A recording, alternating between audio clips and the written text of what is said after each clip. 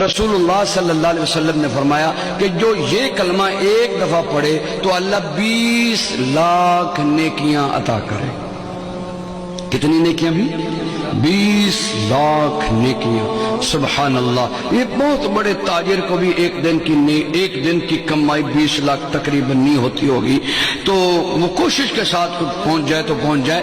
یہ 20 لاکھ، آپ کتنے خوش قسمت ہیں، یہاں 2 گھنٹے بیٹھے ہیں اور 2 گھنٹوں کی برکات یہ کہ جب آپ اٹھ کر جائیں گے تو آپ کے جنت کے بینک میں 20 لاکھ نیکیاں اللہ جمع کروا دیں گے۔ وہ کلمہ کیا ہے؟ سارے پڑھیں، بسم اللہ الرحمن الرحیم۔